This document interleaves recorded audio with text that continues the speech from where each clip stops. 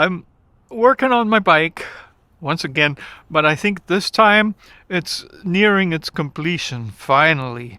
I mean, I've been dragging this out. It's just, I get around to it later in the afternoon, and I'm still in the summer spirit where the afternoon can last until 9 or 10 o'clock in the evening, and you have perfect daylight, everything's fine.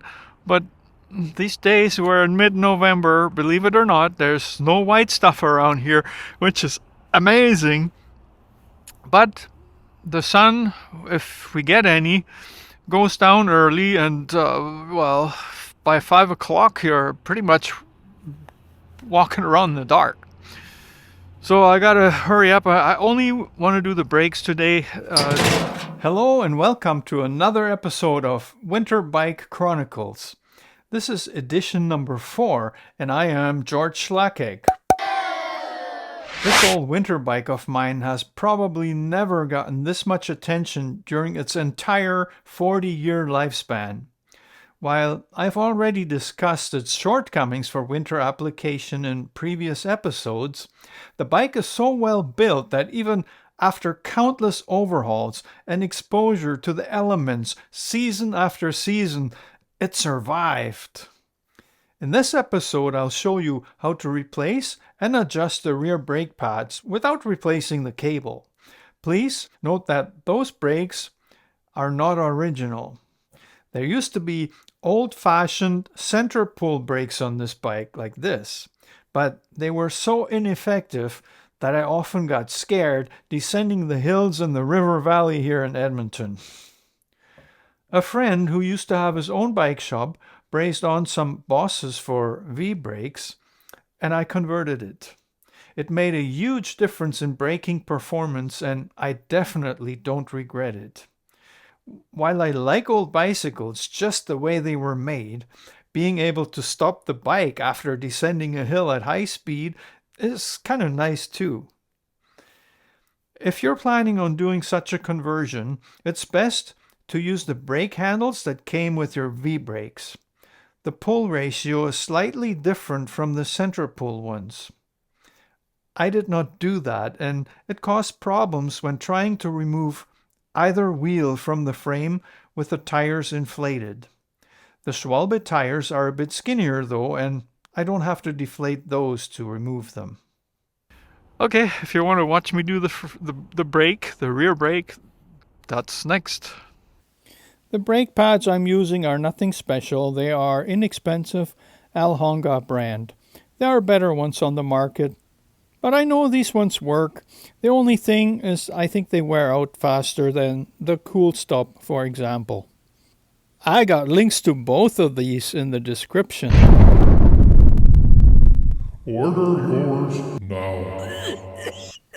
Before installing the new ones, the old ones have to come out. Simple job, but do pay attention to how these spacers are positioned. The old ones were the exact same kind, and this is 2 years of winter use. See, what I have is the spacers here. There's one that is thicker than the other, and the way they come out of the package, they're opposite of what I had on my bike before, so now I have to switch those around so that it works the way it's supposed to, the way it did before, which was fine. Each pad has 2 sets of spacers, which consist of a concave and a convex part, which allows for a wide range of brake adjustments at different angles. In my case, I put the bigger spacer on the inside of the brake arm. Yours might be different, but mine worked perfectly good like this. See, I'm trying to make it a little bit toe in, I guess you call that, so that when the wheel turns this way, the front of the brake pad will touch first, so it has a chance to wear itself in properly. After positioning the pad, I just tighten it by hand first, and then I take a piece of cardboard, which I position between the brake pad and the rim at the back, so that when I push against the brake arm, The brake pad already takes the right position on the rim, and then all I have to do is try to tighten it without losing that adjustment. Once I accomplish that, my brake pad will be perfectly adjusted with a slight toe in. Of course, like everything, this is easier said than done because the brake pad wants to twist as you're trying to tighten it, so what you need is a third hand or perhaps a lot of patience. Well, this looks okay, so repeat that for the other side and then you can adjust the cable. Make sure your brake handle doesn't touch the handlebars when you pull it, and you also have still a lot of clearance for the wheel so it can spin freely. This looks okay.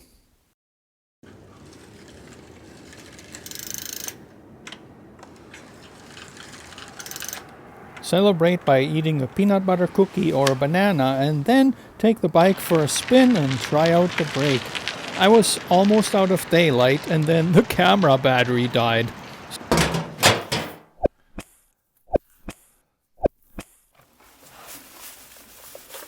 Bananas are amazing, aren't they? Now that you've learned a thing or two about bicycle brakes, gently hit the like button before we continue. I especially appreciate my subscribers, so thanks if you are one. Your comments are always welcome, and I make an effort to respond to every single one. Well, in my case, I got really lucky this year. Normally, I make sure the winter bike is ready by the end of October or even earlier. This year, I was late. With the bike now ready for the road and all kinds of trips around town, I figured it might be a good idea to finally register it with Bike Index. Bike Index is a nonprofit that keeps information about people's bikes that individuals, bike shops, and the police can access when they find the bike. While there are no guarantees, this might help recover the bike should it ever disappear. Alright, this is my winter bike. I am done fixing it. It doesn't look so great, but it's okay. Now, the only thing that's left to do is, see, I'm gonna put a sticker on it that's called, what is it called again? Bike Index. Problem with this bike, I am not able to locate the serial number on it. It's possible that it's painted over too much, it's too thick. I can't see it.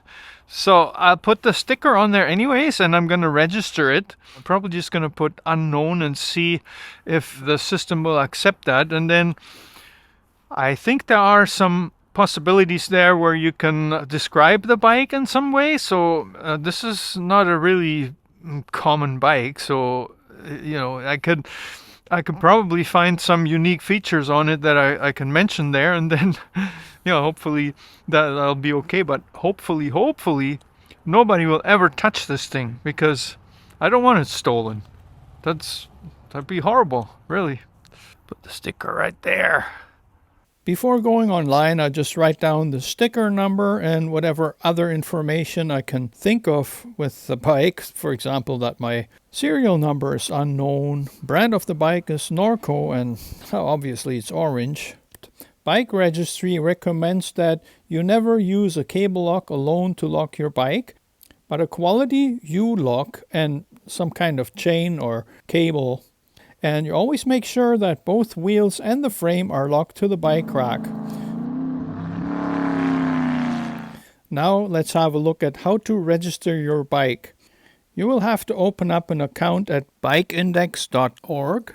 There is a link in the description below. Just follow the instructions step by step and fill in the blanks. Example, my winter bike is made by Norco. Then underneath there, I have to pick a year. I believe it's about 1983, give or take. And while it looks nothing like today's mountain bikes, it is still a mountain bike. Pick your color and don't forget to update it in case you ever change it. And of course, there's more information you can add, like the material of the frame. Steel in my case. It's a large frame. The name of the bike? Well, it's George's winter bike, of course. And the list goes on. Just fill it all in and describe the bike as good as you can, especially if the serial number is missing, because if this bike ever disappears and it ends up at a bike shop or some place like that later, then they'll be checking for the bike registry to make sure it's not a stolen bike, and they'll come across your information, and then it can reunite you with your beloved bike. Other registration number, well, I just put the number of the sticker. And, probably they're going to rip this off, and all of this is to be taken with a grain of salt. But it's a great idea, and hopefully it'll help in your case if your bike ever gets stolen, which, of course, we hope will never happen. Now that your bike is fully registered, go grab another peanut butter cookie, or if you have more bananas, they're equally delicious. Celebrate and then go for a ride. Hopefully it snowed already so you can test the traction of your studded tires and the whole shebang. The bike's now been complete for a couple of weeks, but we're already in mid-December and I finally rode it on snow and ice for the first time this winter season, only today.